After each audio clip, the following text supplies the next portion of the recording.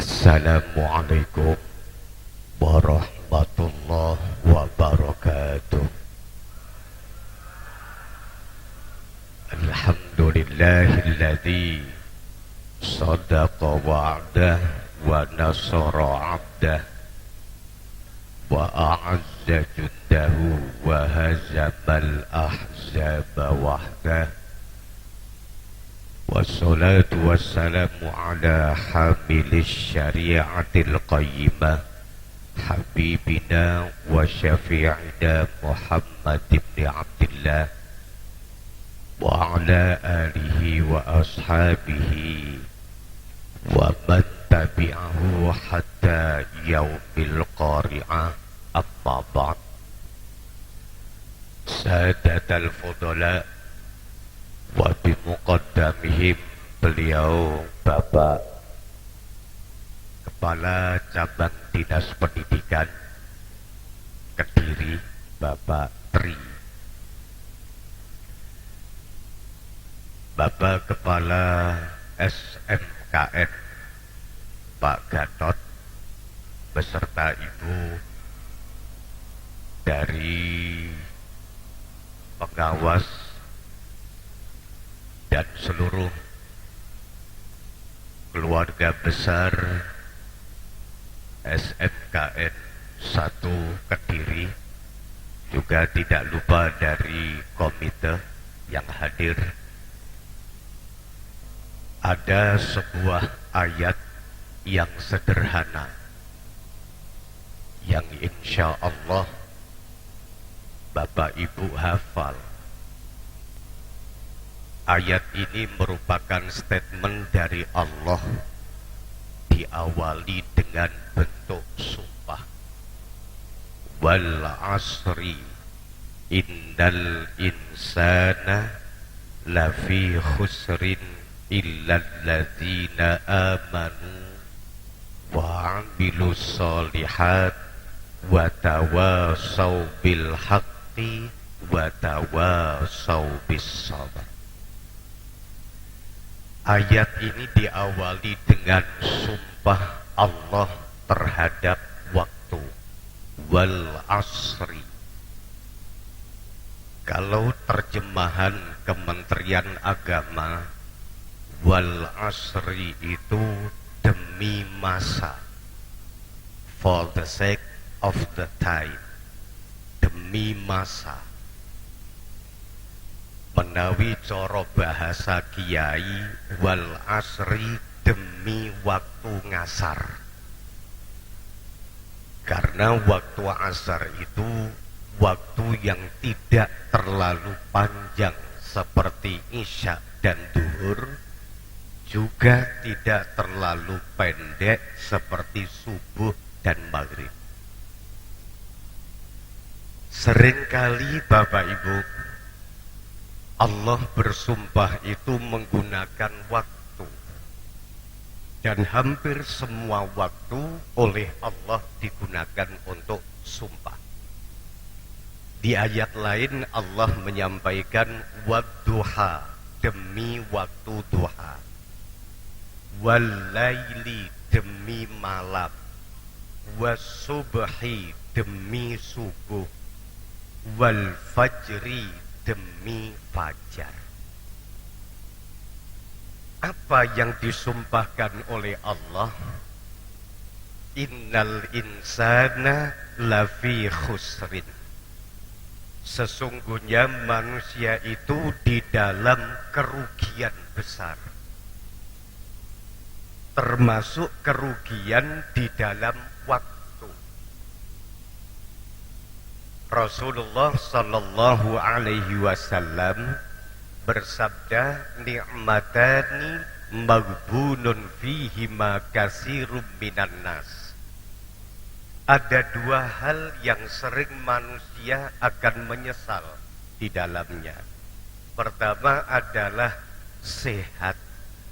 Yang kedua adalah waktu senggang. Jadi di beberapa negara Eropa itu memiliki menteri yang ngurusi waktu senggang. Jadi ada menteri waktu senggang. Di negara kita tidak ada menteri waktu senggang. Yang ada adalah menteri pemuda dan olahraga. Jadi seolah-olah yang boleh olahraga itu pemuda-pemuda. Nah, yang tua diminta sakit. Tidak ada menteri waktu senggang. Apa yang disumpahkan oleh Allah, manusia itu di dalam kerugian. Kecuali 4 golongan orang. Illalladzina amanu, kecuali orang yang memiliki kecerdasan spiritual. Orang yang memiliki kecerdasan spirit itu belum tentu beramal baik. Orang yang beriman itu belum tentu beramal baik. Orang yang beramal baik belum tentu beriman. Cara bahasa Jawa ini akeh Cina loman, akeh Pak Kaji medit. Iman itu adalah bagian dari prestasi spirit. Oleh karena itu tidak hanya orang yang beriman, tetapi harus wa'amilus sholihat, orang yang melakukan kebaikan.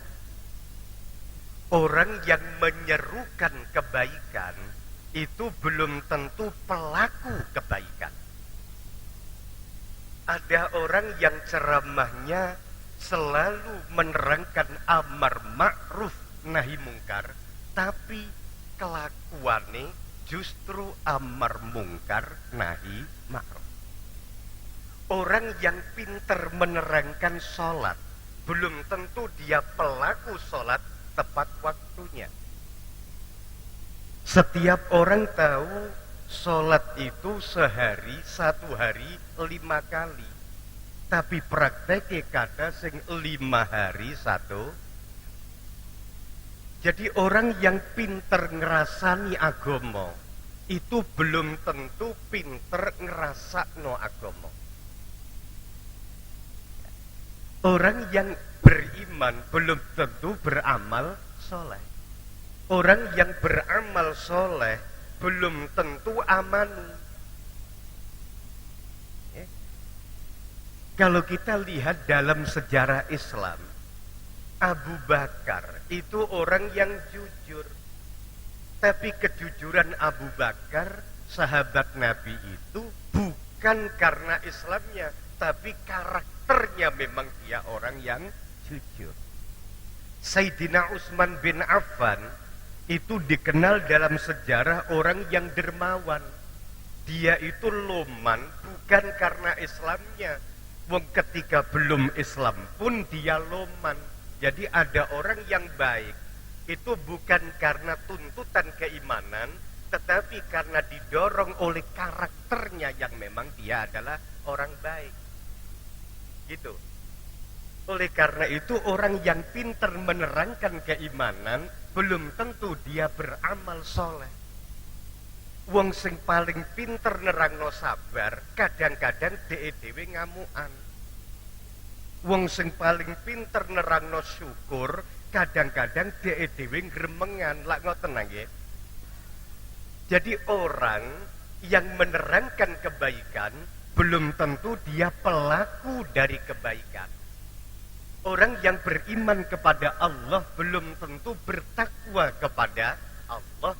Orang yang beriman kepada Nabi Muhammad belum tentu menjadikan Muhammad sebagai uswatun hasanah. Orang yang beriman kepada takdir belum tentu tidak gremengan. Lu semuanya percaya atas takdir Allah, tapi nek gak keduman mesti gremengan. Jadi orang yang amanu adalah orang yang menyesal kalau tidak ditambah dengan wa'amilus sholihat. Orang yang beramal baik tetapi tidak amanu, pun dia termasuk orang yang menyesal.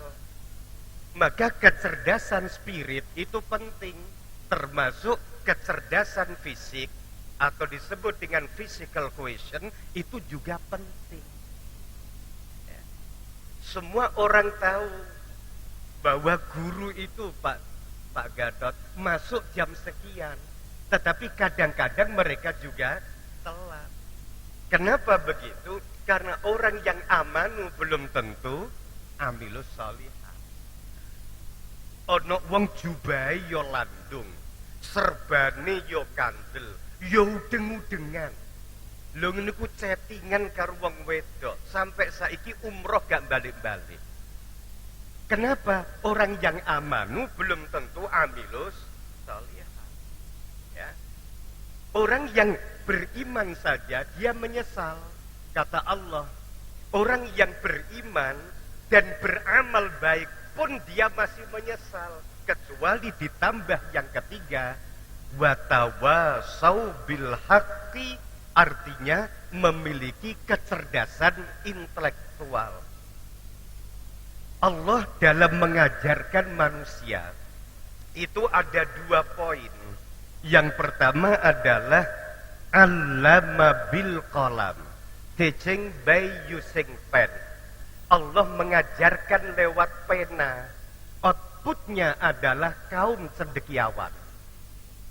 Tetapi Allah mengajarkan cara yang kedua, allamal insana ma lam ya'lam. Ini namanya kesadaran ketuhanan. Orang yang berilmu belum tentu dia orang yang baik dalam perilaku. Ya. Orang pengen pinter hukum itu ada kampusnya, karena hukum adalah produk allama bil qalam. Tetapi keadilan itu tidak produk kampus. Makanya tidak ada satupun perguruan tinggi yang membuka jurusan keadilan. Jadi kalau orang pengen pinter hukum itu ada kampusnya. Tetapi keadilan itu tidak berkampus, karena dia bukan produk allama bil qalam, bukan produk teaching by using pen. Maka jangan heran kalau banyak sarjana hukum malah jadi makler hukum, akhirnya berurusan dengan hukum, wa akhirul kalam melebu hukuman. Karena hukum dan keadilan itu kamarnya berbeda. Jadi ilmu itu ada di otak, tetapi kebenaran itu sumbernya dari hati.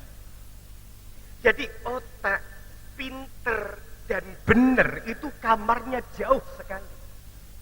Jangankan akal dan moral, akal dan mental saja Pak Tri, itu sering gak nyambung kok. Makanya kiai-kiai dawakan, sak pinter-pintere wong lanang nek diseneni bojone kok goblok dadak, kenapa? Iki sing guyu tau dadi korban.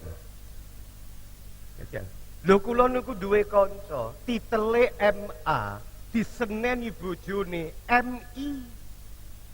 Lho ngoten. Ya.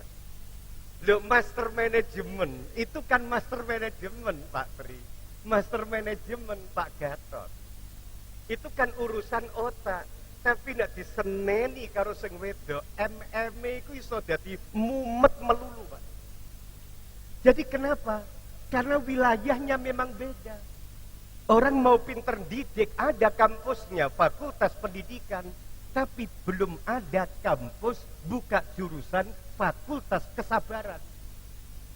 Putrane kuliah teng pundi? Alhamdulillah teng Surabaya, mendet jurusan sabar. Tidak ada. Kalau pendidikan ada, karena pendidikan memang produk dari allama bil qalam, tetapi kesabaran tidak ada. Makanya kenapa ulama-ulama dahulu seringkali mereka bukan sarjana, tapi mampu melahirkan anak didik yang di kemudian hari menjadi tokoh nasional. Itu karena mereka mengajarnya dengan kesabaran, tidak murni hanya dengan mengandalkan dunia pendidikan. Orang pengen pinter dakwah, itu ada kampusnya, Pak. Namanya Fakultas Dakwah, tapi tidak ada jurusan ikhlas. Mangken sampean ngundang kiai mbok kongkon pidato, mulih gak mbok transporti, gremeng, Pak. Mergo kiai niku lulusan Fakultas Dakwah, bukan lulusan Fakultas Sawangane kok aku ki diguyu ngeten iki. Jadi orang tidak cukup. Artinya apa? Yang bisa menyelesaikan masalah itu ilmu dan hikmah. Hikmah itu membawa orang menuju takwa. Ilmu membawa orang menjadi pintar. Itulah. Ceramah itu tidak menyelesaikan apa-apa. Ceramah itu hanya bisa menyelesaikan masalah orang yang ceramah itu sendiri. Jadi kula niku nek ceramah ning dindi, urusan saya yang selesai. Montor, telu, pondok, dadi omah, megah, masalah saya selesai. Adapun masalah Anda, ya urusan Anda, nggak ada urusan sama saya, kan begitu. Jadi yang menyelesaikan itu adalah ilmu dan hikmah. Nah, ilmu itu ada sekolahnya. Tetapi hikmah itu adalah kesadaran uluhiyah. Maka ilmu itu baru dinamakan ilmu agama kalau ilmu itu melahirkan kesadaran ketuhanan, apapun bentuk ilmunya. Apakah itu matematika, apakah biologi, apakah fisika, apa kimia, apa teknik, akan menjadi ilmu agama kalau melahirkan kesadaran ketuhanan. Mbok senajan ilmune Quran, awali bismillah, ilmune tahlil istighosah, tapi kalau tidak melahirkan kesadaran ketuhanan, bukan ilmu agama, itu adalah ilmu dunia. Ketoke khataman Quran, tapi karung bisi koncone iki sing metu rawon apa soto. Lho ngeten niku ilmu agama, walaupun khataman Quran. Walaupun ketoke dandani mesin, walaupun ketoke dandani listrik. Kalau punya dimensi ketuhanan, namanya disebut dengan ilmu agama. Makanya di dalam bahasa Arab disebutkan ada namanya hari kiamat itu adalah yaumul hisab, hari perhitungan. Artinya apa? Hari kiamat adalah hari ulang tahun matematika. Jadi ilmu liyane do mati, iku matematika yang tampil. Maka disebut yaumul hisab, hari perhitungan, hari matematika. Kalau Quran mengatakan innallaha sari'ul hisab, Allah niku cepet nak garap matematika. Ajal sedekah sakmene, korupsine sakmene, dosane sakmene, hasil akhir neraka 3 minggu. Jajal, iki nek Gusti Allah gak pinter para gapit, ya ora dadi-dadi, Pak. Ya. Jadi matematika itu adalah ilmu agama. Sejauh punya dimensi spirit, maka apapun ilmunya adalah ilmu agama. Oleh sebab itu surga itu tidak monopoli kiai. Surga itu ya miliknya polisi, ya milik tentara, ya milik guru, ya milik pedagang, asalkan takwa kepada Allah Subhanahu wa ta'ala. Jadi intinya kita hidup sebenarnya adalah memelihara al-akhlakul karimah. Orang yang watawasau bil haqqi, dia beriman, dia beramal baik, dia memiliki kecerdasan spirit, punya kecerdasan fisik, punya kecerdasan intelektual, pun masih dianggap rugi kata Allah, kecuali memiliki yang ketiga, yaitu watawasau bis sabr, artinya memiliki kecerdasan emosional. Guru itu dicintai muridnya belum tentu karena ilmunya, tetapi karena pinternya ngomong kepada murid. Saya punya guru matematika, tetapi di pesantren itu murid sangat mencintainya. Kenapa? Karena pinter ngomongnya. Tetapi saya juga pernah punya guru itu menerangkan tafsir Quran, tapi murid malah dongakno dan loro. Kenapa? Karena kecerdasan emosional. Maka kecerdasan emosional itu penting. Para wali itu sukses bukan karena dakwahnya, tapi karena dia pinter ngemong rakyatnya, ngemong umat. Makanya wingi kula ngaji, ono kiai donga. Ini ada pengajian di pembinaan dosen dan karyawan, kebetulan saya yang ceramah. Lah sing donga niki kiai suwi nak donga. Sampai dosen-dosen ini gremeng. Iki ndonga dawa iki lha apa? Sing dijaluk iki apa wae? Mudun kiai ini tak kandani, yai ndongamu insyaallah ramandi. Lho kok ngoten, Gus? Kiai niku nak ndongane kedawan niku ora mandi, mergo sing ngamini gregeten. Lho ana wong ndonga sing ngamini gregeten, mandi napa mboten? Kata Allah tadi, semua manusia menyesal kecuali 4 orang. Beriman, beramal baik, kecerdasan intelektual, dan kecerdasan emosional. Kalau kita bagi dalam bentuk persen, maka keimanan 25%, kecerdasan fisik 25%, kecerdasan intelektual 25%, dan 25% lainnya adalah kecerdasan emosional. Hanya satu yang tidak berkaitan dengan manusia, keimanan pertama.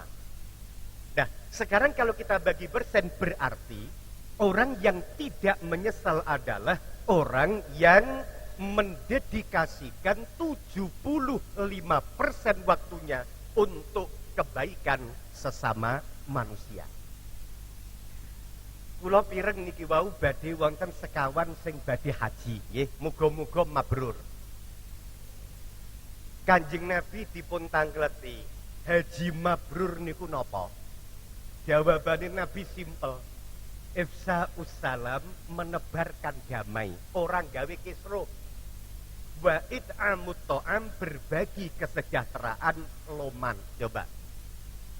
Kok Kanjeng Nabi mboten dawuh tandane haji mabrur sregep poso Senin Kemis, gak ono.